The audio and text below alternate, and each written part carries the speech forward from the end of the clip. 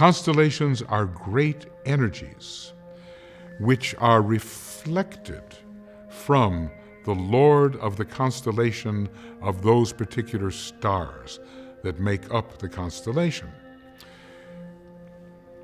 Those energies reflect the life and quality of the Lord of that constellation. The point is, we cannot relate to those great stars. They're just too far. We can't even relate to other planetary logoi in a specific manner and direct manner.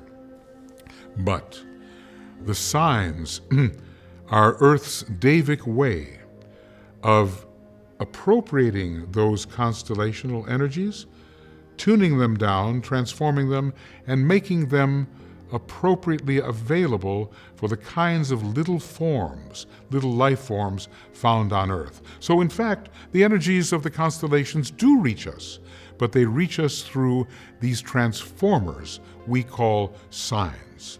And it takes a complete 25,000 years or so to move through the circle of all the 12 constellations.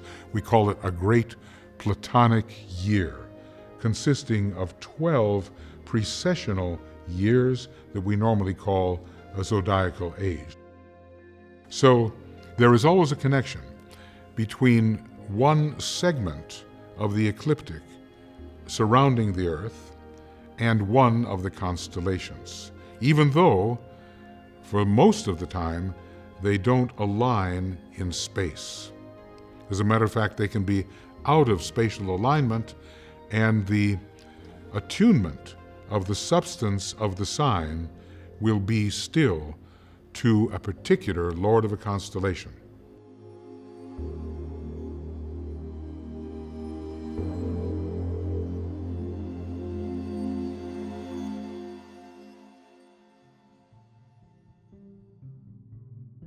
So Aries is the first sign of the zodiac, and Aries is springtime, and it is ruled at the personality level by Mars and at the esoteric level by Mercury. So on one level, Aries is the most masculine energy of the zodiac. It's the primal male energy that is ready to fight. But if we look at it from an esoteric perspective and we look at the planet Mercury, Mercury is all about planting the new seeds of thought in humanity. So Aries says, I come forth. It says, I come forth, and from the plane of mind I rule. So with Aries, we come forth with mental seeds and we plant them. Aries brings in the energy of the first ray and the seventh ray, and it has a lot of leadership power and potential. You know, with every sign, we go through a journey. So we go from the sort of lowest manifestation, or I sometimes like to say wretchedness of the sign, all the way to its highest manifestation. So at its most difficult, Aries is impulsive, it is impatient, it wants to be first in line, it wants to fight with everything in its path, it rules the head. Boom, it wants to charge through. It wants to play that children's game, Red Rover, and bash through arms. But at the highest level, as we evolve, it becomes a conduit for leadership, and it becomes a conduit. You get to be the pioneer of whatever is your greatest gift, and you get to plant the seeds as the pioneer. So it is the sign of the pioneer. So Aries is a fire sign, and it is ruled by Mars and at the esoteric level by Mercury. Taurus. Taurus is an earth sign, and the fourth ray pours through Taurus. And it is a sign of great light and great beauty. At the highest levels, Taurus is all about illumination and the path of light. At the most difficult levels of Taurus, it's about the stubborn will, I will not be moved. It's a fixed sign, so it will not be moved. It has its own rhythms and its own tempo. And if Aries rushes, then Taurus plods at a certain level until we get to the onward rush of the bull of God, which when a Taurus gets going and is aligned with his or her will, boom, there's a tremendous will and momentum. Taurus is ruled by Venus at the exoteric level, and at the esoteric or soul-centered level, it's ruled by Vulcan, that undiscovered planet Vulcan. So what the beauty that Venus brings through is that it asks the Taurian energy to see what is truly of value. Vulcan, as the esoteric ruler of Taurus, gets the form into shape so it can carry the light. So it molds the form into shape so that it can be a carrier of the light. So Taurus is a sign of great beauty. Oftentimes, if somebody has strong Taurus in their chart, there is a great physical beauty or there's a magnetism. It's a feminine sign. Aries is a masculine sign, Taurus is a feminine sign, and it will alternate all the way through the zodiac. It's a feminine sign, so it tends to draw towards itself and magnetizes. It's a sign of manifestation, like making it happen in a concrete way.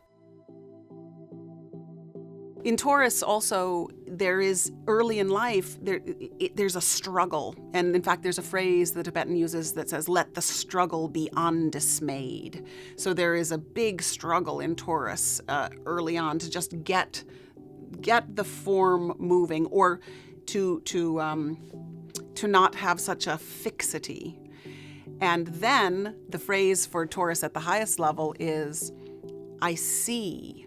And Taurus is such an important sign around illumination and light. So I see, and particularly from the third eye, I see, and when the eye is opened, all is illumined.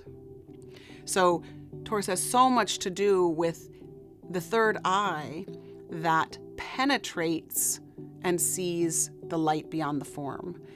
And the awakening of that eye is a powerful moment in the life of a Taurus, when one can see the light.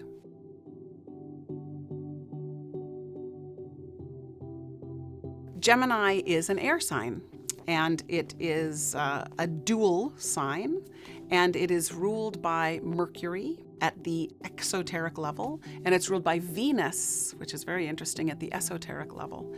And Gemini has a lot to do with how we think and speak and communicate, and it has a lot to do with interplay and telepathy and bridge building.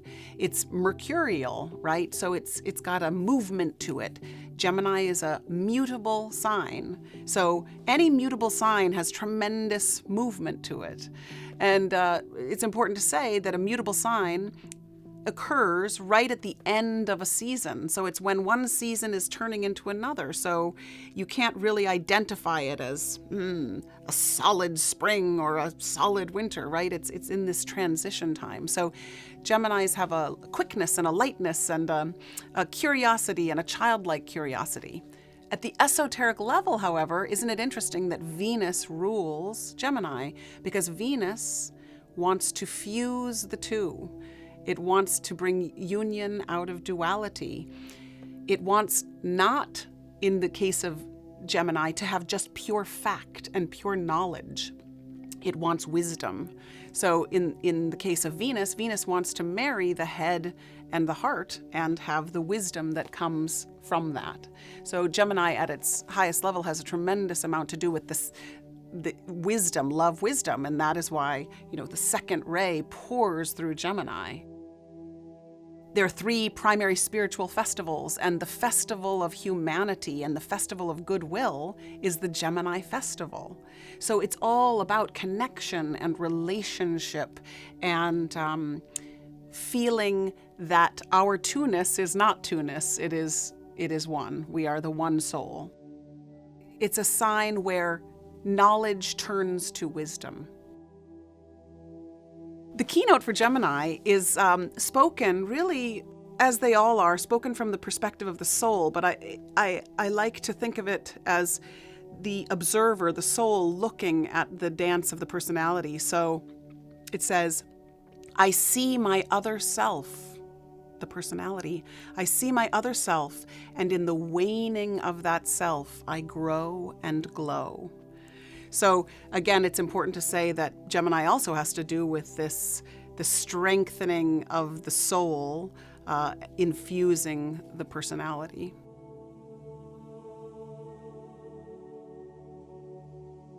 Cancer is the first water sign, and it is profoundly sensitive. It is ruled by the moon at the exoteric level, and at the esoteric level, it's ruled by Neptune. And Cancer's, it is the crab, right? And it's connected to the breasts and the belly. So at a certain stage of evolution, there is a great sense of protection with Cancer. And there's a great sense of protecting the self from the harsh realities, and it has the armored shell. So the journey for Cancer is really one of being able to shed the armor and stand vulnerable. And Cancerians are known for, as the moon rules it, the changes of the tide, the changes of the moon, the changes of emotion, and there's a strong reactivity early in life. And a real deep sense of fear must be overcome in Cancer. But at the highest level, what Cancer wants to do, it's the great mother energy. It's the divine mother energy. So what it wants to do is not just protect itself, it wants to protect humanity at the highest level, right? It starts out by just saying, okay, this is my family, and we have to be cautious, and we have to be careful, and we have to protect. But at the ultimate level, it opens its arms like the divine mother, and it says, I will hold this earth, I will hold humanity, So the fact that Neptune rules it at an esoteric level is very powerful, because this is such a planet of compassion streaming through. And it is sensitive to the world need, sensitive to the hungers of the world, and it wants to provide. So there's a beautiful phrase for Cancer which says, I build a lighted house and therein dwell. And so it's our lighted house. It's our lighted house. It's whatever. If you're an artist, it's your gallery. If you have a school, it's your school that you wrap your arms around. If it's your family, that's your lighted house. But you are filling with light the darkened form. And so, an early phrase for Cancer says, let isolation be the rule, and yet the crowd exists. And so you can have this image of this being right at the fringe of the light, and it needs to turn towards the light and come out of this sense of isolation and turn towards the light of Leo, really, which is the next sign. The third ray and the seventh ray pour through Cancer. And the third ray comes through Cancer in an interesting fashion. It can be very resourceful. Cancers take what they have about them and use it to build, because there's a building energy to Cancer as well. So it's you can have amazing parents, and you can have amazing business people, and you can have amazing creative thinkers in Cancer as well, but due to that third ray.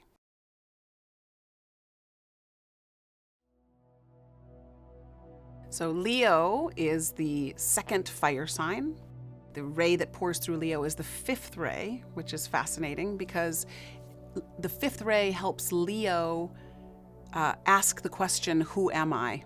And answer it with more and more specificity, because the fifth ray brings in this discrimination around who is the I that is speaking. And Leo starts out with the personality I, very strong. There's a phrase that says, let other forms exist, I rule, right? So there's a kind of, well, I'm here, I am. And it's the king who is self-absorbed. But as a Leo evolves, it becomes the beneficent king or queen, the beneficent ruler. And Leo rules the heart. And so you could imagine with Leo a sun at the center of your chest that must shine forth. And when it shines forth, it holds all in its vicinity in the light. So at the personality level, the sun rules Leo. And at the soul-centered level, the sun rules Leo. However, at the soul-centered level, the sun is what's called veiling Neptune. So what's interesting about that is that Neptune is such a planet of sensitivity, and at a certain level, though Leo is so connected with, art, expression and artistry and leadership, it is a sign of incredible sensitivity. Because once again, at the highest levels with Leo, we're saying, what self is this? Is this the not self? Is this the soul self? Is this the personality self? And we're discriminating about who we truly are, because in Leo, we ask that question, who am I anyway? And eventually with Leo, what we want is for the I, the ego I, to become the we, which it does in Aquarius across the way, right? So we want the definition of I with Leo to grow and to include more and more until we are all one. So there's a beautiful phrase for Leo in that regard.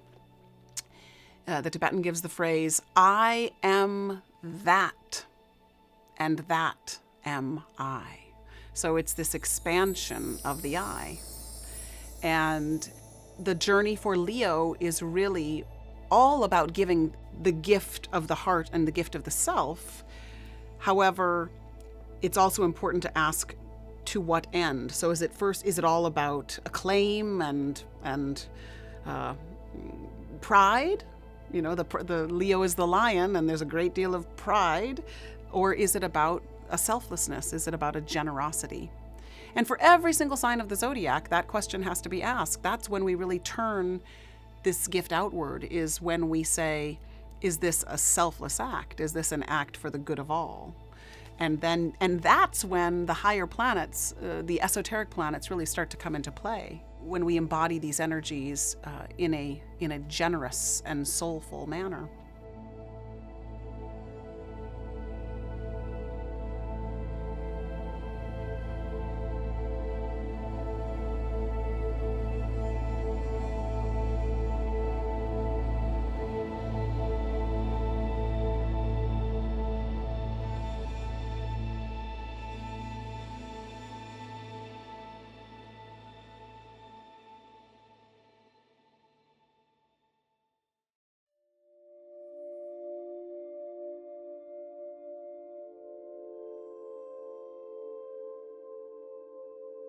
So Virgo is the second earth sign, and it is a powerful sign of discrimination and analysis, and it has a meticulous attention to detail.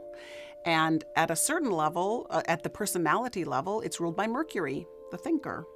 At the soul-centered level, it's ruled by the moon, but once again, the moon is veiling a planet, and we don't know which. It could be Neptune, it could be Uranus, it could be Vulcan, and at any given level of your journey on the path. Virgo is, again, an energy that is the divine feminine. It's connected to the mother as well, but it's connected to the mother in a very practical nourishment. So in Virgo, we say, how can we purify our physical, our emotional, our mental health? How can we pay attention to a womb, because it really is the energy of the mother? How can we pay attention to all the beauty and health of the womb so that the energy of the Christ can pour through, so that the energy of unconditional love can pour through? So at its most difficult, Virgos get lost in the minutia, they get lost in the detail, they get lost in the material world and fixing it, because everything always needs to be adjusted or paid attention to. But at the highest level, we're paying attention to building the temple, building the womb, building the physical environment, so that beauty can occur, so that love can be gestated and born, right? So it's a powerful sign of practicality and work and devotion and analysis and figuring out how systems work.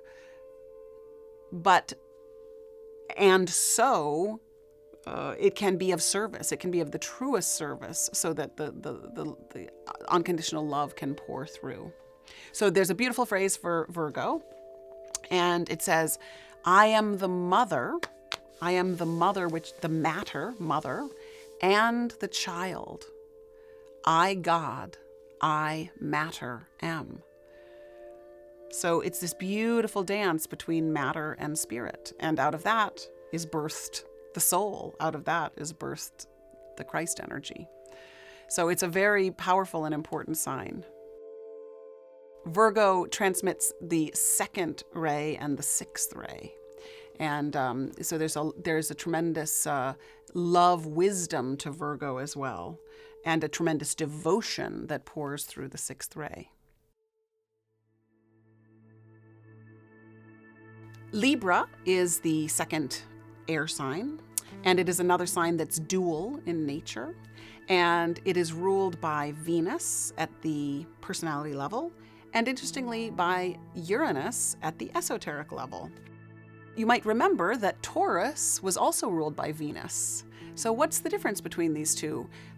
Venus at this level, ruling Libra, has a lot to do with social grace and beauty and the environment and creating a Venusian rapport. Libra has a great desire to focus on what is fair and just and noble and good and true. It seeks balance. It seeks the noble middle path. It seeks walking between the two, the two great forces. So there's this beautiful phrase for Libra that says, I choose, which is a very important phrase for Libra, because Librans often can't decide. They often weigh. They often sit in the middle. It's the middle sign of the zodiac, so it's the moment where you take a breath.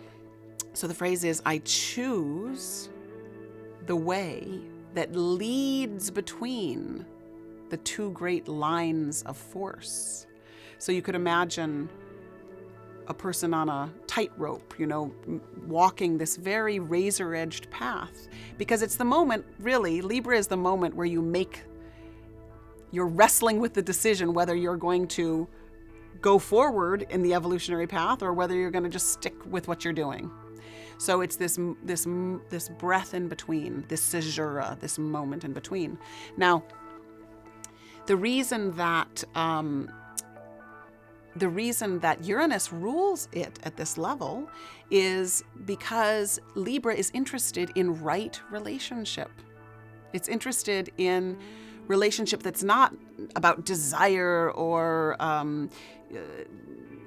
pleasing or codependence, these certain things along the path. It's interested in the relationship that's formed heart to heart, mind to mind, soul to soul. And it's interested in universality and a democracy. It's interested in equality.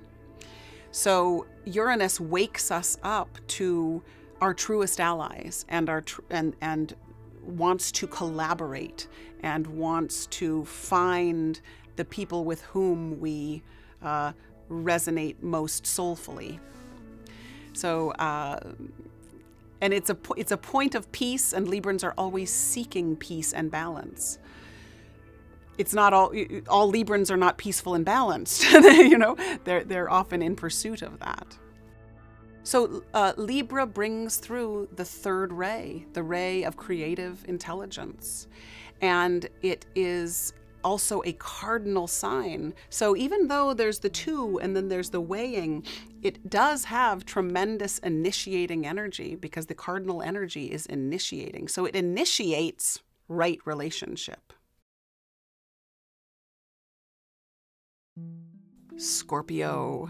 So Scorpio is the second water sign, and it is a sign that has a lot to do with the present state of humanity. It is, we're in a great scorpionic struggle right now, and Scorpio is a sign that rules transformation. It's death and rebirth. It rules sexuality. It rules death. It rules healing. It rules a certain a plunge into the darkness and emergence into the light. And there's a beautiful phrase for Scorpio that says, "Warrior am I, and from the battle I emerge triumphant." So in Scorpio, we are the warrior, but as opposed to the warrior in Aries, which is much more, which is not subtle and is much more external, the battle in Scorpio is internal. And the battle in Scorpio is really overcoming the lower nature. And particularly, you could even say on the emotional plane, there's a particular Scorpio struggle with the emotional plane. The planet that rules Scorpio at the personality level is Mars, but at the esoteric level, also Mars and Pluto. So both of those are non-sacred planets. So that already tells you something about the struggle of Scorpio, is that we're having to overcome something in ourselves. We're having to face fear. We're having to dive in and wrestle into the light. The fourth ray comes through Scorpio. So there really is the agony and the ecstasy. There really is the high highs and low lows, until we come to the place where we see that really fear is an illusion, and we overcome fear in Scorpio, and we become warriors for the light in Scorpio.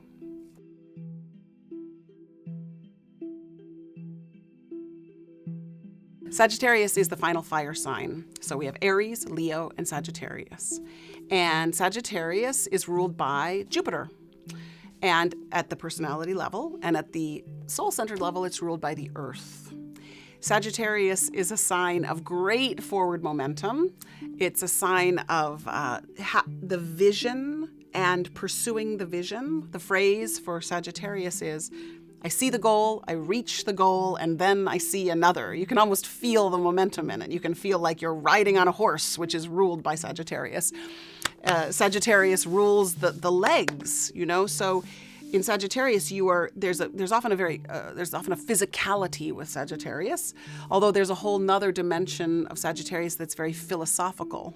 So you could say, with Sagittarius, you run towards your goal, but you could also stand under or understand in Sagittarius as well, because of that rulership of the legs. And it's also a profound interest in philosophy, the philosophies of life. Sagittarius has a lot to do with the spiritual path. It has a lot to do with choosing the spiritual path and becoming the one-pointed disciple. Because early in life, we shoot our arrows in a whole bunch of different directions. And, we say, the phrase is, let food be sought, right? So I'm hungry, I have desire over here and over here and over here. And we go in all these different directions. But eventually, we come to the one-pointed disciple. Archery is ruled by Sagittarius, the bullseye, so there becomes like, I am going there. Sagittarians are the great adventurers, whether they are adventuring within the body, the inner journey, or whether they're traveling the world. And that's part of the reason that Jupiter rules it at the personality level, because there's such a desire to grow and expand and know humanity, know all the diversity of humanity, right? At the soul-centered level, Earth rules Sagittarius. And it's fascinating to see the number of people with strong Sagittarius in their chart that are very focused on the healing and well-being of the earth, or the animals on the earth, or the certain kingdoms on the earth, because there's a tremendous desire to heal the earth in the realm of Sagittarius, or to pay attention to this planet that we're living on. So this connection is very fascinating. Now, the 4th, fifth and sixth ray pour through Sagittarius. So there's a kind of adventure in the fourth ray, there's a pursuit of truth and clarity in the fifth ray, and there's a total devotion and idealism in the sixth ray that pours through Sagittarius. And perhaps the most telling thing is that the glyph itself is an arrow, and the arrow wants to fly directly to the heart of things and wants to pursue the vision with full idealism and one-pointedness.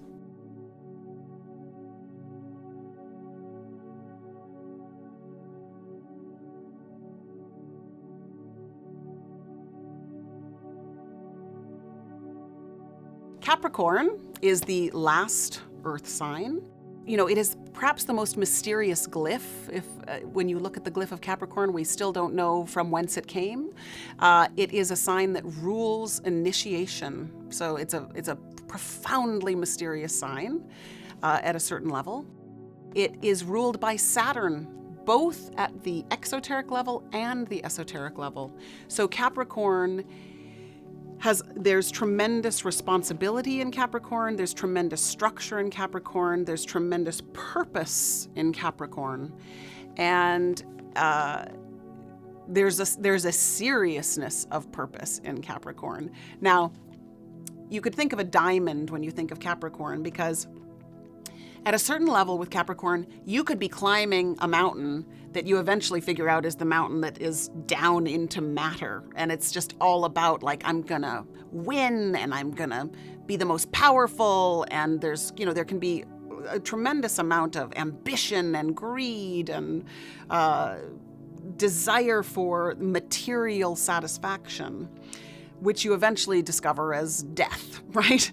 So, and by the way, Capricorn does rule death. It is one of the great gateways. It rules death. Cancer rules birth.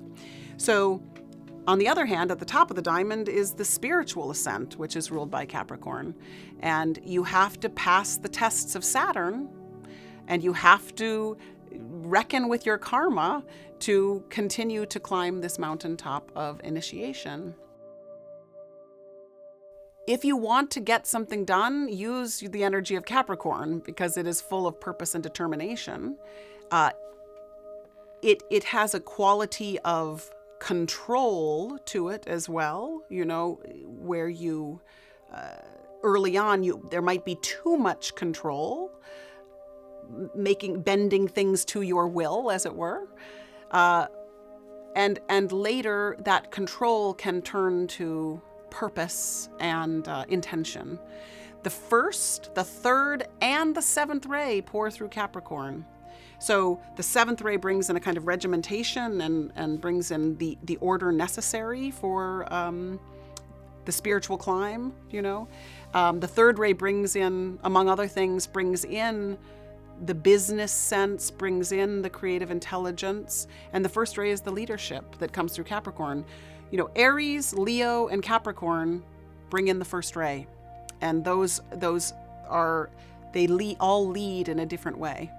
But Capricorn, you could imagine the mountain goat climbing the mountain, the first one making his way up, and often alone. Capricorn is often alone. There's a beautiful phrase for Capricorn. It's quite esoteric, but it's very visual. So atop the mountain, he says, "Lost am I in light supernal, yet on that light I turn my back." So you can imagine the initiate at the top of the mountain with great lines of energy and light and consciousness awakening within him. Yet the choice in Capricorn is made to go back down the mountain, to share what has been discovered, and to disseminate it in Aquarius.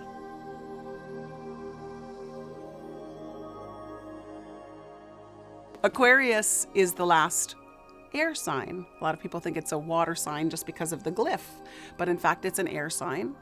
And it is ruled at the exoteric level by Uranus and at the esoteric level by Jupiter. We are entering the age of Aquarius, so this is an incredibly important sign for all of us, for humanity. Aquarius is the sign of group endeavor. It's the sign of group creativity. It says we must come together. We are more together. It is only by coming together that we can take steps forward. So it is no longer the isolated Leo. It is now many Leos within the Aquarian group. And at any given time in an Aquarian group, the Leo must step forward. So you can begin to sense also, it's an interesting thing with these polarities with Leo and Aquarius.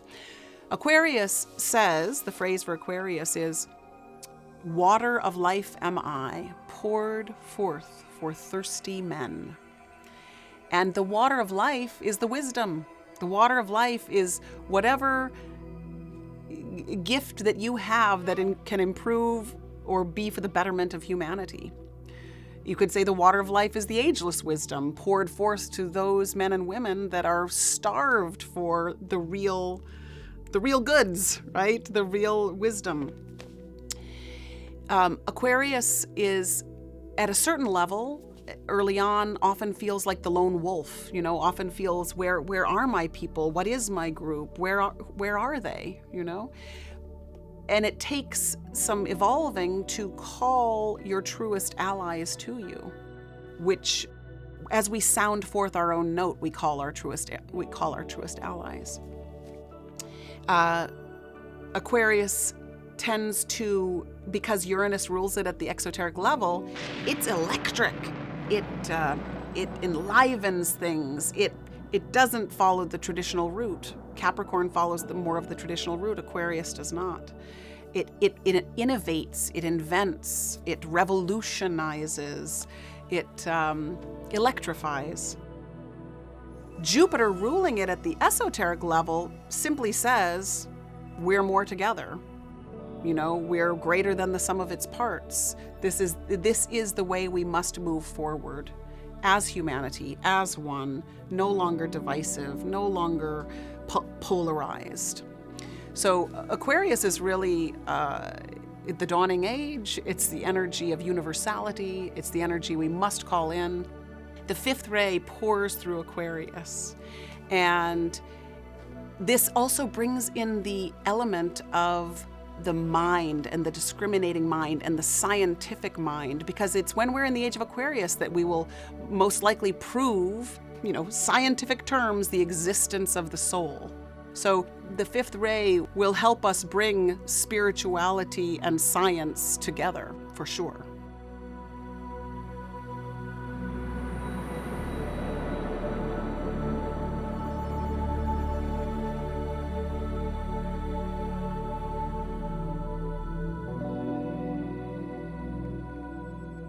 Aquarius is a great sign of distribution.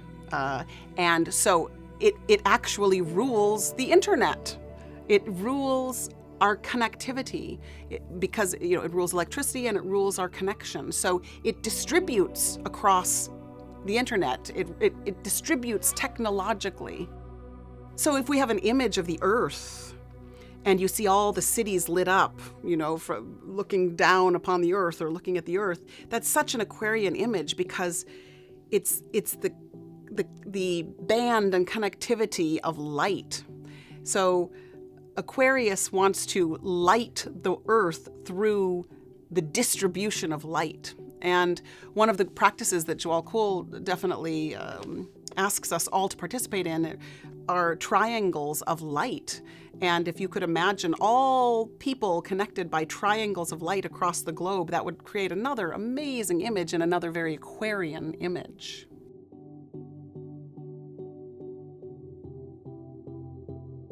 So Pisces is the very last sign of the zodiac. It is a water sign. It is a sign of synthesis because it's the last sign of the zodiac. It has to take, it is said that Pisces takes from all the signs. So it synthesizes the gifts of all the signs. Now, at the exoteric level, Jupiter rules Pisces and Neptune as well. And at the esoteric level, Pluto rules Pisces, which is fascinating. So Pisces is an extraordinarily sensitive sign. It's a sign of vastness and silence and vulnerability. It's the sign that rules the oceans. So it's the ocean of compassion. It's a mysterious sign as well, because it is a sign of either your greatest self-undoing or your greatest self-fulfilling. It's the sign of the victim or the sign of the savior.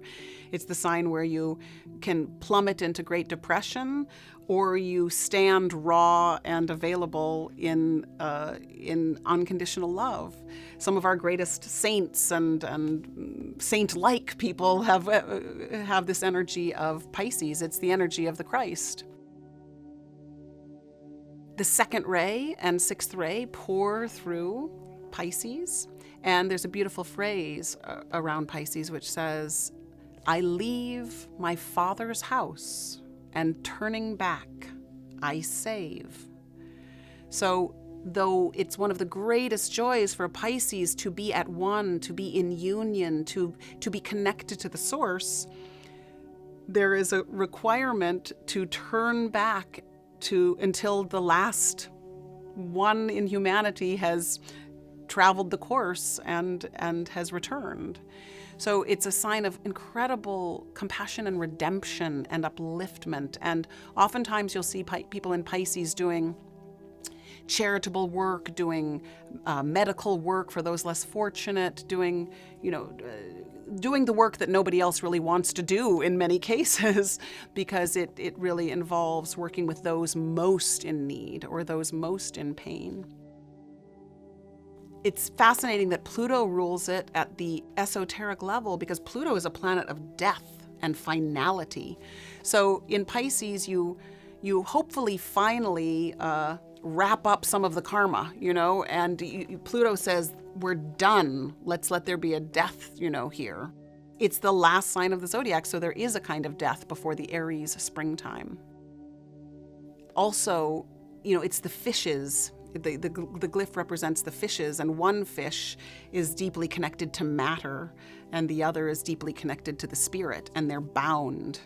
And at a certain point in Pisces, they have to be set free.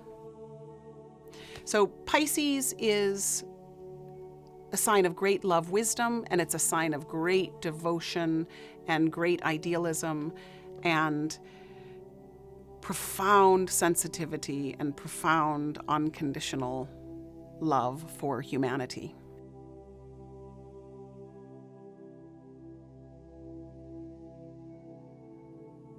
Now, just the way human beings are not equally developed, just the way planets are not equally developed, we have the non-sacred planets, the sacred planets, and the synthesizing planets, so also constellations of the zodiac are not equally developed. They are lives just like any other lives that have their own evolutionary trajectory. Now we have to figure out which ones are the most developed and which are not, and that's a little bit arcane. But I would say, for instance, Capricorn is one of the most developed of the lords of the constellations, and we can go through them. There will be probably 7 which are sacred constellations, having achieved a certain great initiation, and 5 which are non-sacred and have not yet achieved that.